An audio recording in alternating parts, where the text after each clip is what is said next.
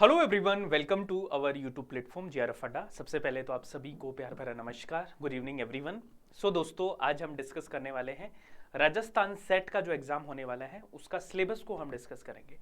जो आपका latest syllabus है, लेटेस्ट सिलेबस आपका अभी आया है क्योंकि ये एग्जाम 9 साल बाद आपका हो रहा है। तो 9 साल पहले जो एग्जाम हुआ था वो कुछ अलग पैटर्न पे हुआ था।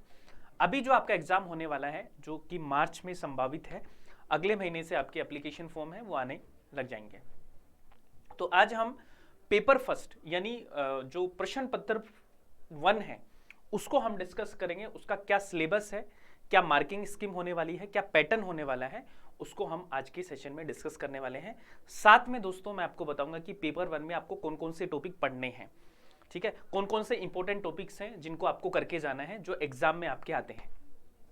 तो ये सारी चीजें हैं जो आज के सेशन में हम डिस्कस करने वाले हैं। शुरू करते हैं आज का सेशन। और स्टार्ट करने से पहले 2-3 चीज़ें आपको मैं बता देता हूं कि अगर आप राजस्थान सेट की तैयारी करना चाहते हैं, कंप्लीट प्रिपरेशन करना चाहते हैं, तो हमारे ऑनलाइन बैचेस हैं वो आपके लिए ऑलरेडी हम स्टार्ट कर चुके हैं। तो जो भी स्टूडेंट पेपर 1 प्लस पेपर 2 दोनों की तैयारी करना चाहता है तो हमारे ऑनलाइन बैचेस हैं, सेट के ऑनलाइन बैचेस हैं, उनको आप ज्वाइन कर सकते हैं। जेआरएफ अड्डा ऐप पे आपको सारे के सारे पेड क्लासेस हैं, पेड बैचेस हैं, वो आपको मिल जाएगा। कंप्लीट सिलेबस है वो आपको करवाया जाएगा राजस्थान सेट एग्जाम के लिए। इसके अलावा दोस्तों आप ऑफलाइन ज्वाइन करना चाहते हैं तो हमारा ऑफलाइन बैच भी स्टार्ट आपका होने वाला है 26 दिसंबर से। और ये हमारा एड्रेस है गोपालपुरा बाईपास, महेश नगर थाना के सामने, जहां पे आप अपना कोर्स है वो जाके खरीद सकते हैं, क्लासेस अपनी ले सकते हैं। सपोर्ट टीम के नंबर है, उनको आप कॉल कीजिए, ये आपको पूरी सपोर्ट करेंगे जो भी आपकी क्वेरी हो। ठीक है जी। जेआरएफ अड्डा ऐप पे सारी की सारी क्लासेस हैं जो आपको मिलेंगी। अगर आपने जेआरएफ अड्डा ऐप को डाउनलोड नहीं किया तो सबसे पहले जेआरएफ अड्डा ऐप को डाउनलोड करो, क्योंकि यही है आपके लिए वन स्टॉप सॉल्यूशन जहां पे सेट की कंप्लीट प्रिपरेशन है। राजस्थान सेट या अदर स्टेट के जो सेट्स हैं उनकी जो कंप्लीट प्रिपरेशन है वो आपको यहां से करवाई जा रही है। ठीक है, चलिए तो शुरू करते हैं सेशन को। सबसे पहले तो 2-3 चीजें हैं जो मैं आपको बताना चाहूंगा। ये जो एग्जाम है ये आपका टोटल दोस्तों 300 मार्क्स का होने वाला है, जिसमें आपके 2 पेपर होंगे, पेपर 1 प्लस पेपर 2। तो राजस्थान सेट का जो एग्जाम होने वाला है आपका, राजस्थान सेट का जो एग्जाम आपका होगा, सेट एग्जाम 2023 वाला, इसमें दोस्तों आपके 2 पेपर होंगे, पेपर 1 प्लस पेपर 2।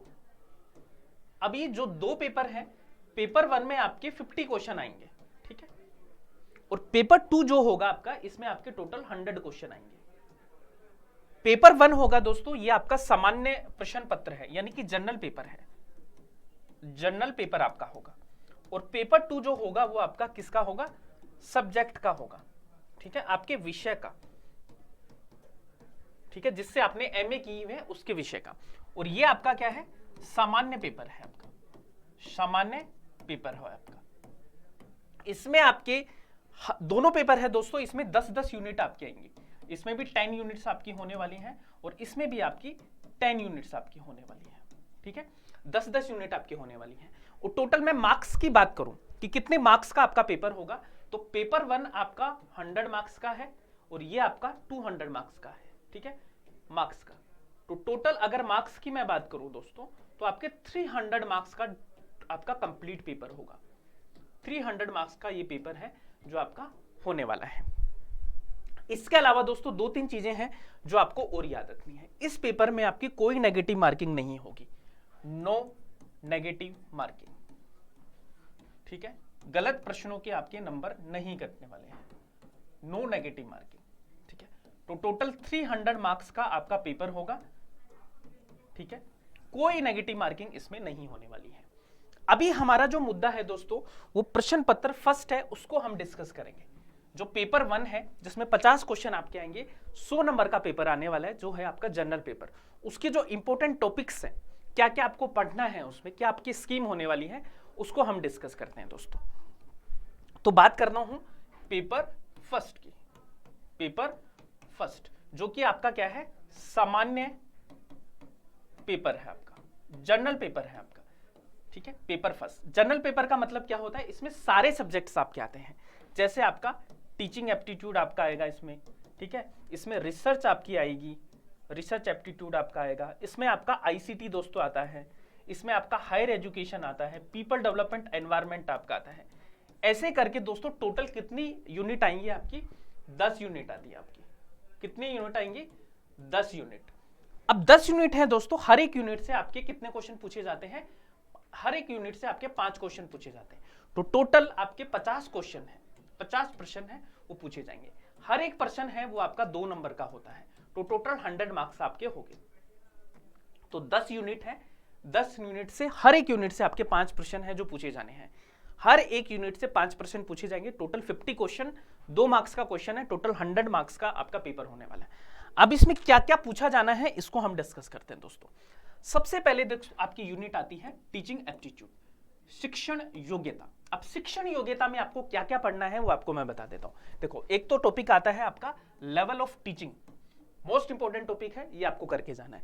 एक दूसरा लर्नर्स कैरेक्टरिस्टिक्स, ठीक है, शिक्षार्थी की विशेषताएं, ठीक है, अडल्ट और अडोलसेंट, एक फैक्टर अफेक्टिंग टीचिंग, ठीक है, और सपोर्टिंग मटेरियल, ये टॉपिक आपको पढ़ के जाना है। एक दोस्तों मेथड्स ऑफ टीचिंग आपको बहुत इंपॉर्टेंट है ना, और ये सवाल आपका, ये जो सिलेबस है ना गाइस, ये नेट का ही सिलेबस है बेसिकली।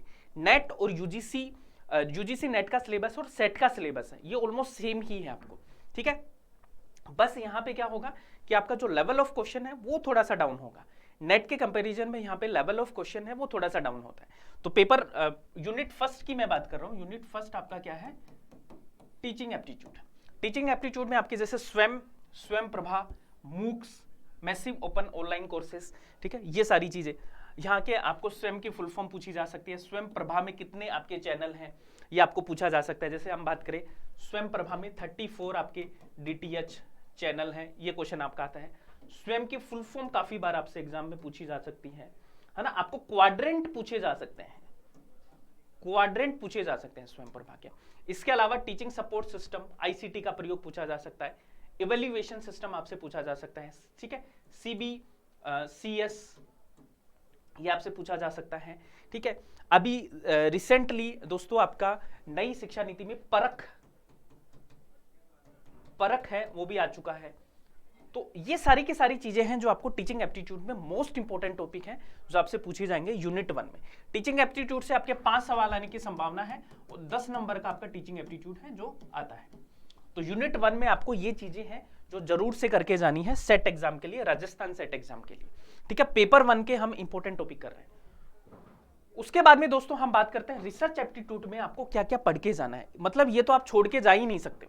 जैसे टाइप्स ऑफ रिसर्च आपको पता होनी चाहिए, मेथड्स ऑफ रिसर्च आपको पता होना चाहिए, स्टेप्स ऑफ रिसर्च पता होना चाहिए, आईसीटी का क्या यूज है रिसर्च में, और रिसर्च एथिक्स, बहुत ज्यादा ये सवाल इससे बन रहे हैं आपके, तो रिसर्च एथिक्स के बारे में आपको पता होना चाहिए। तो ये 5 टॉपिक हैं, इनसे मोस्ट ऑफ द क्वेश्चन आपके बनते हैं, ठीक है। तो कभी भी आप देखोगे तो देखो पेपर जो है ना वो आपका ऐसा नहीं है कि सारे के सारे टॉपिक करके जाने हैं। आपको हमेशा मोस्ट इंपॉर्टेंट टॉपिक है वो सबसे ज्यादा अच्छे से करके जाने, क्योंकि मोस्ट ऑफ द पेपर आपका वहीं से बनता है और वही टॉपिक्स आपको मैं बता रहा हूं। उसके बाद में दोस्तों कॉम्प्रीहेंशन है।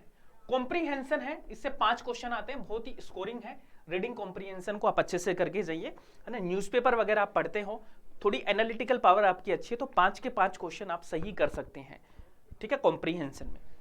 उसके अलावा दोस्तों कम्युनिकेशन की मैं बात करूं तो जो कम्युनिकेशन है इसमें types and characteristics of communication, effective classroom communication, communication के बैरियर्स क्या होते हैं आपको, ठीक है, मास मीडिया एंड कम्युनिकेशन, यहां से काफी सवाल आपके बन रहे हैं आजकल, मास मीडिया एंड कम्युनिकेशन, ठीक है।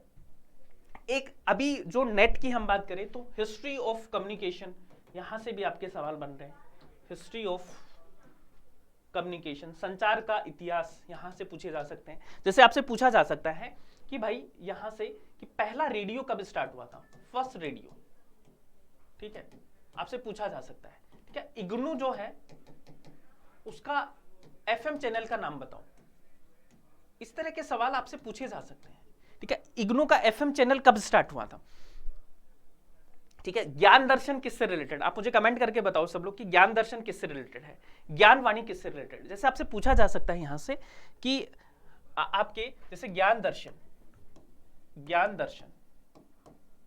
और ज्ञानवाणी, ज्ञान दर्शन और ज्ञानवाणी, ठीक है, ज्ञान दर्शन हो गया और ज्ञान वाणी हो गया। तो देखो दर्शन का मतलब किसी चीज को देखना, तो ये क्या है, इग्नू का क्या है, टीवी चैनल है ये आपका। और ये क्या है, इग्नू का क्या है, रेडियो चैनल है आपका। ये क्या है, इग्नू का रेडियो चैनल, क्योंकि वाणी है, वाणी मतलब सुनना, ठीक है। तो ऐसे सवाल आपके पूछे जा सकते हैं। एक देश, ये हो गया आपका संचार हो गया, कॉम्प्रिहेंशन हो गया। देन उसके बाद में जो आपकी यूनिट आती है दोस्तों, मैथमेटिकल रीजनिंग एंड एप्टीट्यूड, ठीक है। तो ये काफी स्कोरिंग यूनिट होती है, क्योंकि यहाँ पे अगर आपके कॉन्सेप्ट पर क्लैरिटी है तो आपके ये 15 नंबर का पोर्शन आता है दोस्तों, डीआई, रीजनिंग और मैथमेटिकल एप्टीट्यूड, ठीक है। यहां से आप 15 क्वेश्चन आपके आते हैं, यानी 30 मार्क्स आराम से आप अच्छे से स्कोर कर सकते हो। तो इसमें क्या क्या चीजें हैं जो आपकी आनी है, देखो नंबर सीरीज अच्छे से प्रिपेयर करके जाना, लेटर सीरीज आपको अच्छे से प्रिपेयर करके जानी है। इसके अलावा दोस्तों डायरेक्शन एंड ब्लड रिलेशन वाले क्वेश्चन आते हैं आपके, है ना। प्रॉफिट एंड लॉस आता है, टाइम एंड डिस्टेंस, परसेंटेज और एवरेज वाले टॉपिक्स, ये आपको करके जाने हैं मैथमेटिकल रीजनिंग एंड एप्टीट्यूड से। इसमें देखो अगर आपको ये कॉन्सेप्ट क्लियर है तो आपका जो डीआई वाला है ना वो भी क्लियर हो जाएगा। अब डीआई में आपको क्या क्या पूछे जा सकते हैं ये मैं आपको बताता हूं। डीआई में हम बात करते हैं डाटा इंटरप्रिटेशन की, तो डाटा इंटरप्रिटेशन में आपको टेबल चार्ट आने के 99% चांस है।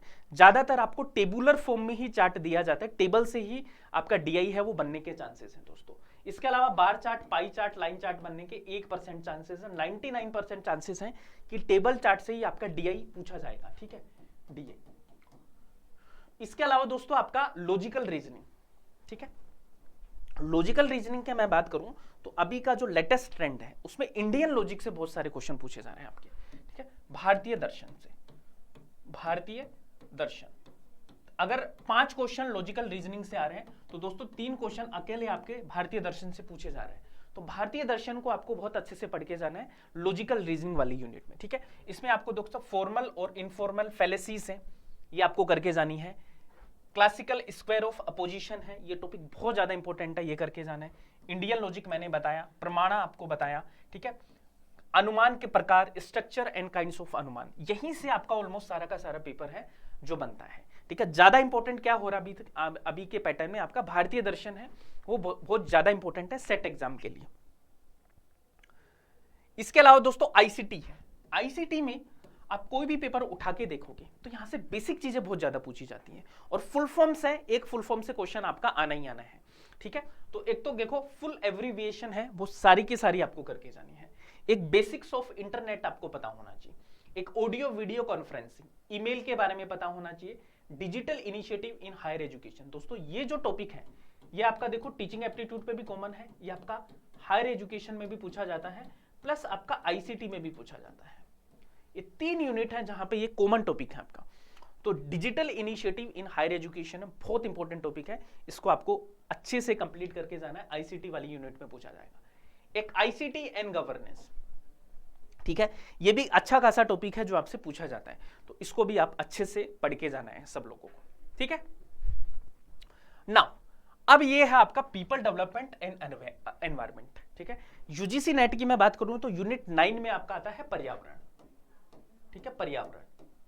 अब पर्यावरण की मैं बात करूं तो यहां पे देखो एसडीजी एंड एमडीजी गोल से एक क्वेश्चन पक्का है ना। अगर आप पिछले 2-3 साल का अगर नेट का सिलेबस देखोगे या सेट के एग्जाम देखेंगे तो एसडीजी और एमडीजी से हर साल आपके सवाल है वो बन रहे हैं।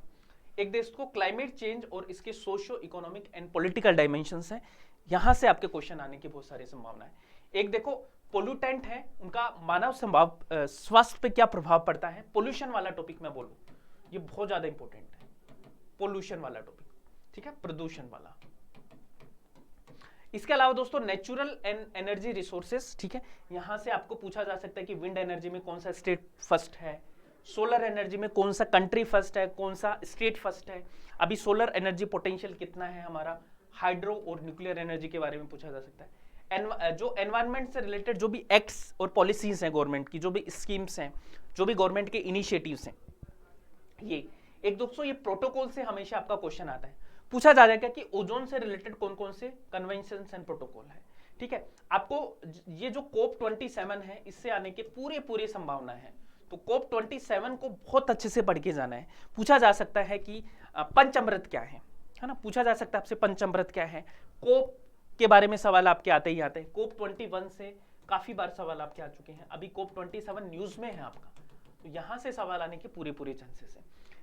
ये जितने भी एग्रीमेंट्स हैं, पेरिस एग्रीमेंट है, इंटरनेशनल ISA है, पूछा जाएगा कि ISA का हेडक्वार्टर कहाँ पे, क्योंकि इंडिया में है तो बहुत सारे चांसेस है कि इसको पूछा जाए आपसे। ठीक है, तो ये सारे के सारे टॉपिक हैं जो आपको पर्यावरण से करके जाने हैं। इसके बाद में दोस्तों लास्ट यूनिट आता है आपका यूनिट 10। ठीक है, यूनिट 10 जो है आपका हायर एजुकेशन सिस्टम, उच्च शिक्षा प्रणाली। उच्च शिक्षा प्रणाली में दोस्तों सबसे पहले तो आपको एंशिएंट यूनिवर्सिटीज, ठीक है, जितनी भी प्राचीन भारत की यूनिवर्सिटीज है उनको रट के जाओ, है ना। आपसे पूछे कि तक्षशिला है, इसकी स्थापना किसने की, नालंदा के बारे में आपसे सवाल आ सकता है। ठीक है, विक्रमशिला से आपका सवाल आ सकता है ना, वल्लभी से आपका सवाल आ सकता है। तो जितनी भी आपकी एंशिएंट यूनिवर्सिटी हैं, प्राचीन विश्वविद्यालय हैं, तक्षशिला कहां पे है, यूनेस्को की साइट कब बनी, नालंदा के फाउंडर कौन है, ठीक है, कौन सी रिवर के किनारे है, विक्रमशिला की स्थापना किसने की, जैसे धर्मपाल ने की, तो आपसे ये सवाल आता है। कौन सी नदी के किनारे है, गंगा नदी के किनारे हैं। तो इस तरह के सवाल हैं जो आपसे पूछे जाएंगे। एक देखो post independence and pre independence policies, इसमें जो कमीशन एंड कमिटीज हैं, ये वाला टॉपिक सबसे ज्यादा इंपॉर्टेंट है। ठीक है, कमीशंस